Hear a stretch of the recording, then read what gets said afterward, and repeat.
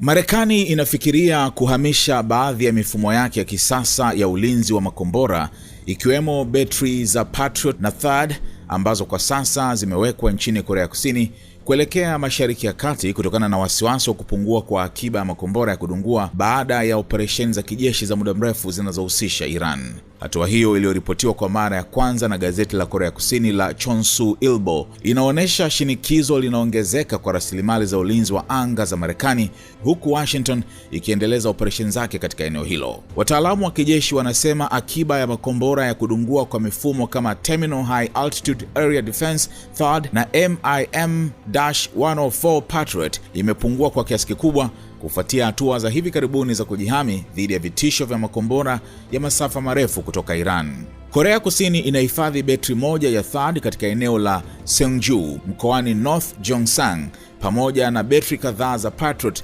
zinazoendeshwa na vikosi vya Marekani nchini humo. Mifumo hiyo ni sehemu muhimu ya ulinzi wa ngazi mbalimbali dhidi ya mashambulizi ya makombora yanayoweza kutokea Korea Kaskazini. Uhamisho wowote ungehitaji uratibu kati ya Washington na Seoul, ingawa hadi sasa hakuna uamuzi wa mwisho uliothibitishwa. Hatua hiyo inazingatiwa wakati shughuli za kijeshi za Marekani katika Mashariki ya Kati zimeongezeka, ikiwemo kupelekwa kwa vikosi kwa ajili ya kambi na majeshi ya ushirika dhidi ya mashambulizi ya kulipiza kisasi kutoka Iran. Ripoti zinaonyesha kuwa mwaka 2025 kulikuwa na mizunguko ya muda ya kuhamisha vitengo vya Patriot kutoka Korea Kusini kwenda eneo hilo, huku baadhi vikirejea baada ya kukamilisha majukumu yao. Wachambuzi wamebainisha changamoto pana kwa hifadhi ya silaha za Marekani, wakisema matumizi makubwa ya makombora ya kudungua katika migogoro, ikiwemo matumizi makubwa ya makombora ya THAAD katika mivutano ya awali kati ya Iran na Israel, yamezidi kasi ya uwezo wa kuzalisha upya.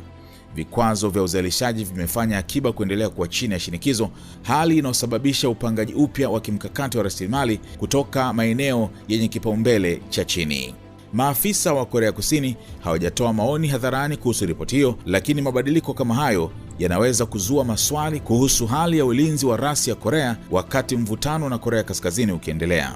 Wizara ya Ulinzi ya Marekani, Pentagon, bado haijatoa tamko rasmi kuhusu uwezekano wa kuhamisha mifumo hiyo.